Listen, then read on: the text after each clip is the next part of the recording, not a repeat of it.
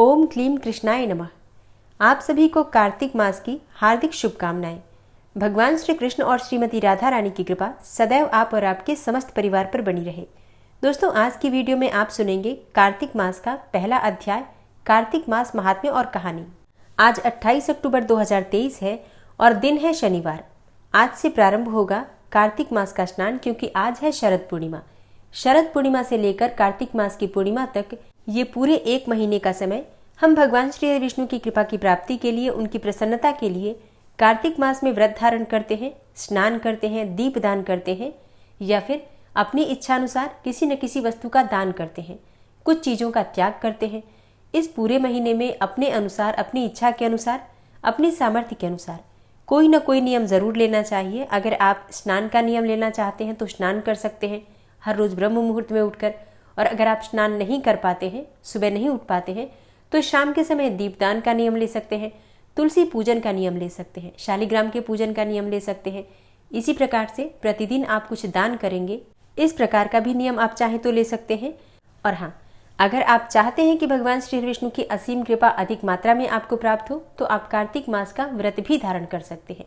शास्त्रों में कहा गया है कि कार्तिक मास अत्यंत श्रेष्ठ और पुण्य फल देने वाला है। इस महीने में किए गए जप तप दान का फल कहीं अधिक प्राप्त होता है वर्ष भर में किए गए जप तप और दान से। इसलिए कार्तिक मास का समय बिल्कुल भी व्यर्थ नहीं गंवाना चाहिए। अपनी शारीरिक क्षमता का ध्यान रखते हुए या फिर अपने समय का ध्यान रखते हुए आप कोई भी नियम ले सकते हैं। अगर आप एक छोटा सा भी नियम पालन कर लेते हैं पूरे महीने में, तो अपने लिए, अपने आने वाली पीढ़ियों के लिए बहुत सारा पुण्य फल संचित कर लेंगे, जो कि जन्म जन्मांतर तक आपको प्राप्त होगा। कार्तिक मास का कितना अधिक महत्व है, इसका वर्णन स्कंद पुराण में स्वयं भगवान ब्रह्मा जी ने किया है, जो मैं आज आपसे शेयर करने वाली हूँ। तो अब देर न करते हुए स्वयं ब्रह्मा जी ने जो वर्णन किया है स्कंद पुराण में, उस कथा का श्रवण करते हैं।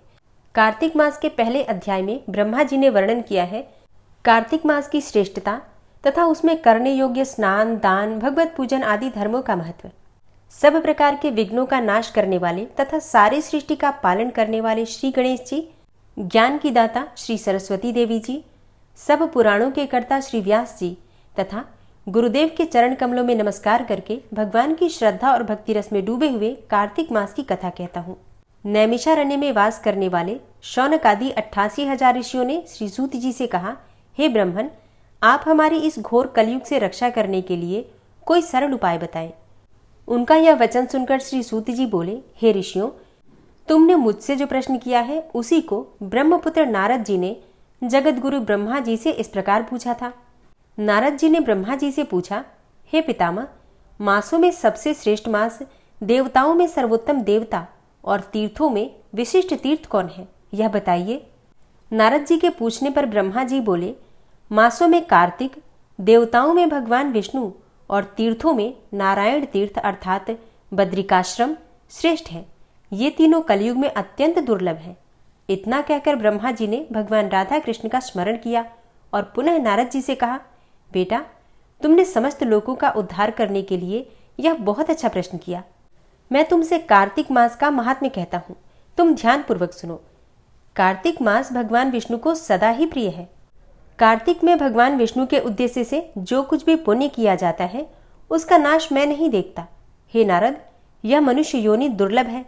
इसे पाकर मनुष्य अपने को इस प्रकार रखे कि उसे पुनः नीचे न गिरना पड़े। कार्तिक सब मासों में उत्तम है। यह पुण्यमय वस्तुओं में सबसे अधिक पुण्यतम और पावन पदार्थों में सबसे अधिक पावन है।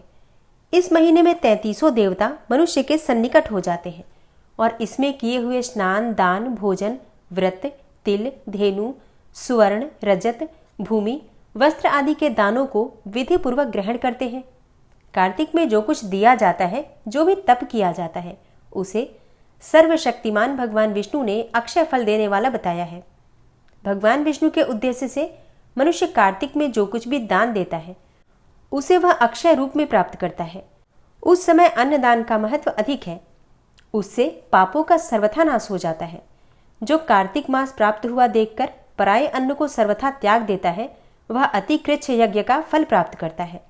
कार्तिक मास के समान कोई मास नहीं, सत्ययुग के समान कोई युग नहीं, वेदों के समान कोई शास्त्र नहीं और गंगा जी के समान दूसरा कोई तीर्थ नहीं।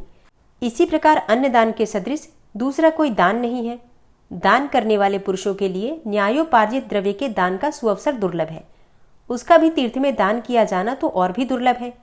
हे मुनिश्रेष्ठ, पाप से डरने वाले मनुष्य को कार्तिक मास में शालिग्राम शिला का पूजन और भगवान वासुदेव का स्मरण अवश्य करना चाहिए, और दान आदि करने में असमर्थ मनुष्य भगवान नामों का स्मरण करे। कार्तिक में भगवान विष्णु की प्रसन्नता के लिए विष्णु मंदिर अथवा शिव मंदिर में रात को जागरण करें। शिव और विष्णु के मंदिर ना हो तो किसी भी देवता के मंदिर में जागरण करें। यदि दुर्गम वन में स्थित हो या विपत्ति में पड़ा हो तो पीपल के वृक्ष की जड़ में अथवा तुलसी के वनों में जागरण करें। भगवान विष्णु के समीप उन्हीं के नामों और लीला कथाओं का गायन करें।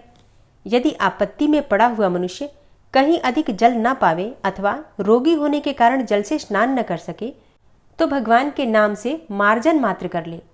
व्रत में स्थित हुआ पुरुष यदि उद्यापन की विधि करने में असमर्थ हो तो व्रत की समाप्ति के बाद उसकी पूर्णता के लिए केवल ब्राह्मणों को भोजन कराएं। जो स्वयं दीपदान करने में असमर्थ हो वह दूसरों के बुझे हुए दीप को जला दे अथवा हवा आदि से यत्नपूर्वक उसकी रक्षा करे। भगवान विष्णु की पूजा न हो सकने पर तुलसी अथवा आंवले का भगवत बुद्धि से पूजन करे। मन ही मन भगवान विष्णु के नामों का निरंतर कीर्तन करता रहे। गुरु के आदेश देने पर उनके वचन का कभी उल्लंघन न करे। यदि अपने ऊपर दुख आदि आ पड़े तो गुरु की शरण में जाए। गुरु की प्रसन्नता से मनुष्य सब कुछ प्राप्त कर लेता है।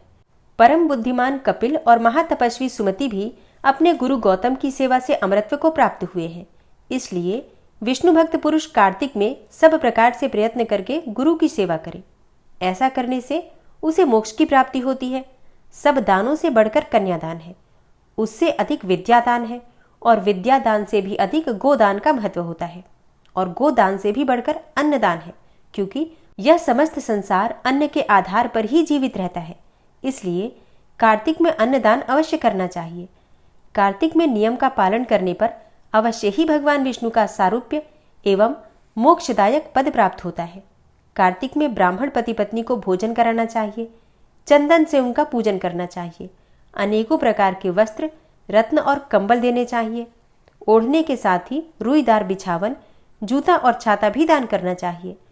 कार्तिक में भूमि पर शयन करने वाला मनुष्य युग युग के पापों का नाश कर डालता है।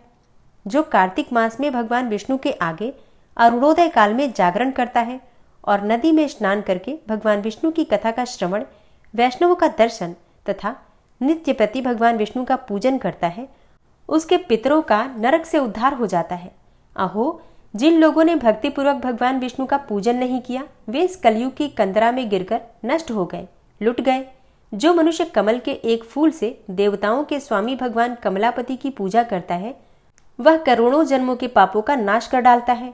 हे मुनिश्रेष्ठ, जो कार्तिक में 1,00,000 तुलसी दल चढ़ाकर भगवान विष्णु की पूजा करता है वह एक एक दल पर मुक्ता दान करने का फल प्राप्त करता है। जो भगवान के श्री अंगों से उतारी हुई प्रसाद स्वरूपा तुलसी को मुख में, मस्तक पर और शरीर में धारण करता है तथा भगवान के निर्माल्यों से अपने अंगों का मार्जन करता है, वह मनुष्य संपूर्ण रोगों और पापों से मुक्त हो जाता है। भगवत पूजन संबंधी प्रसाद स्वरूप शंख का जल, भगवान की भक्ति, निर्माल्य पुष्प आदि, चरणोदक, चंदन और धूप ब्रह्म हत्या का नाश करने वाले हैं। हे नारद, कार्तिक मास में प्रातःकाल स्नान करें और प्रतिदिन अपनी शक्ति के अनुसार ब्राह्मणों को अन्न दान दें, क्योंकि सब दानों में अन्नदान ही सबसे बढ़कर है। अन्न से ही मनुष्य जन्म लेता और अन्न से ही बढ़ता है। अन्न को समस्त प्राणियों का प्राण माना गया है। अन्न दान करने वाला पुरुष संसार में सब कुछ देने वाला और संपूर्ण यज्ञों का अनुष्ठान करने वाला है। पूर्व काल में सत्यकेतु ब्राह्मण ने केवल अन्नदान से सब पुण्यों का फल पाकर परम दुर्लभ मोक्ष को भी प्राप्त कर लिया था। कार्तिक मास में अनेक प्रकार के दान देकर भी यदि मनुष्य भगवान का चिंतन नहीं करता तो वे दान उसे कभी पवित्र नहीं करते। भगवान नाम स्मरण की महिमा का वर्णन मैं भी नहीं कर सकता। गोविंद गोविंद हरे मुरारे, गोविंद गोविंद मुकुंद कृष्ण, गोविंद गोविंद रथांग पाणे, गोविंद दामोदर माधवेति। इस प्रकार प्रतिदिन कीर्तन करें। नित्य प्रति भागवत के आधे श्लोक या चौथाई श्लोक का भी कार्तिक में श्रद्धा और भक्ति के साथ अवश्य पाठ करें। जिन्होंने श्री भागवत पुराण का श्रवण नहीं किया, पुराण पुरुष भगवान नारायण की आराधना नहीं की और ब्राह्मणों के मुख रूपी अग्नि में अन्न की आहुति नहीं दी, उन मनुष्यों का जन्म व्यर्थ ही गया। हे देवर्षि, जो मनुष्य कार्तिक मास में प्रतिदिन गीता का पाठ करता है, उसके पुण्यफल का वर्णन करने की शक्ति मुझ में भी नहीं है। गीता के समान कोई शास्त्र न तो हुआ है और न ही होगा। एकमात्र गीता ही सदा सब पापों को हरने वाली और मोक्ष देने वाली है। गीता के एक अध्याय का पाठ करने से मनुष्य घोर नरक से मुक्त हो जाते हैं, जैसे जड़ ब्राह्मण मुक्त हो गया था। 7 समुद्रों तक की पृथ्वी का दान करने से जो फल प्राप्त होता है, शालग्राम शिला के दान करने से मनुष्य उसी फल को प्राप्त कर लेता है। अतः कार्तिक मास में स्नान तथा दान पूर्वक शालिग्राम शिला का दान अवश्य करना चाहिए। कार्तिक मास महात्म्य का पहला अध्याय समाप्त हुआ, जिसमें आपने ब्रह्मा जी के द्वारा जाना कि कार्तिक मास में किए गए जप तप स्नान दान का महत्व कितना अधिक है। और अब आप सुनेंगे कार्तिक मास की कहानी। लेकिन कहानी सुनने से पहले आज पहला दिन है, तो व्रत का संकल्प, नियम का संकल्प आपको किस प्रकार से लेना है ये जान लेते हैं। देखिए, अगर आप कार्तिक मास में किसी भी प्रकार का नियम पालन करना चाहते हैं, जैसे कि आप प्रतिदिन स्नान करना चाहते हैं, प्रतिदिन दान करना चाहते हैं, या फिर प्रतिदिन दीपदान करना चाहते हैं, या कार्तिक मास में प्रतिदिन तुलसी की पूजा, शालिग्राम की पूजा करना चाहते हैं, व्रत धारण करना चाहते हैं, मतलब कार्तिक मास में अगर आप कोई भी नियम ले रहे हैं, तो आपको आज, जैसे कि आप स्नान कर रहे हैं, तो स्नान करने के बाद जब भगवान श्री विष्णु की आप पूजा करेंगे, तो पूजा करते समय अपने नियम का आपको संकल्प लेना है। देखिए, संकल्प लिए बिना अगर हम कोई भी कार्य करते हैं तो ऐसा नहीं है कि फल नहीं मिलता, मिलता तो जरूर है, लेकिन आधा अधूरा। अगर आप संकल्प लेकर कोई भी कार्य करते हैं, एक तो दृढ़ संकल्प मन के अंदर जब आ जाता है तो फिर कोई भी बाधा आए हम उस कार्य को पूरा करते हैं। दूसरा, भगवान हमें शक्ति प्रदान करते हैं उस संकल्प को पूरा करने की। और तीसरा, उसका फल हमें संपूर्ण प्राप्त होता है, मतलब जो भी हम नियम करते हैं उसका पूर्ण फल हमें प्राप्त होता है। कोई भूल चूक हो भी जाती है हमसे जाने अनजाने, तो भगवान उसे भी क्षमा कर देते हैं। इसलिए पहले दिन संकल्प लेना अत्यंत आवश्यक है। तो आप जो भी नियम लेना चाहते हैं उसके लिए भगवान श्री हरि विष्णु के सामने जब आप पूजा कर रहे हैं तो शुद्ध घी का दीपक जलाकर और सबसे पहले संकल्प लीजिए। अपने दाहिने हाथ में आपको थोड़ा सा अक्षत लेना है, थोड़ा पुष्प लेना है, एक सिक्का लेना है और थोड़ा सा जल उस हाथ में डाल लीजिए। फिर भगवान श्री हरि विष्णु के समक्ष अपने हाथ को रखकर प्रार्थना कीजिए कि हे श्री हरि विष्णु, हे जगत के पालनहार, हे दामोदर, आपकी कृपा की प्राप्ति के लिए, आपकी प्रसन्नता के लिए मैं, अपना नाम बोलिए, फिर अपने गोत्र का नाम बोलिए, फिर जिस स्थान पर आप रह रहे हैं, जो आपका एड्रेस है, उस एड्रेस को भगवान श्री हरि विष्णु के सामने दोहराइए और प्रार्थना कीजिए कि हे श्री हरि विष्णु, आपकी कृपा की प्राप्ति के लिए मैं कार्तिक मास में कोई भी नियम जो आप लेना चाहते हैं वो नियम बोलिए और भगवान से प्रार्थना कीजिए कि आपके उस नियम का पालन करने में वो आपकी मदद करें। चाहे फिर आप स्नान का नियम लेना चाहते हैं, दीपदान का नियम ले रहे हैं, जो भी नियम ले रहे हैं, आप प्रार्थना कीजिए कि आज से, यानी कि शरद पूर्णिमा से लेकर कार्तिक मास की पूर्णिमा तक मैं इस नियम का पालन करना चाहता हूँ या करना चाहती हूँ। आप मेरी मदद कीजिए कि मैं इस नियम का पालन निर्विघ्न रूप से कर पाऊँ और मुझे इस पूजा का, इस प्रार्थना का संपूर्ण शुभ फल प्राप्त हो। कोई भूल चूक जाने अनजाने मुझसे हो जाए तो इसके लिए मुझे क्षमा कीजिए। इस प्रकार से प्रार्थना करके आपके हाथ में जो सामग्री है भगवान श्री विष्णु के चरणों में अर्पित कर दीजिए। अब आपका संकल्प प्रारंभ हो जाता है। अब आज से आप नियम पूर्वक उस नियम का पालन कीजिए जो आपने धारण किया है। और अब आप सुनिए कार्तिक मास की कथा। किसी गांव में एक बुढ़िया रहा करती थी। वह कार्तिक मास का व्रत रखा करती थी, लेकिन उसके कोई भी सगे संबंधी नहीं थे। उसके व्रत खोलने के समय भगवान श्री कृष्ण आते और एक कटोरा खिचड़ी का रखकर चले जाते।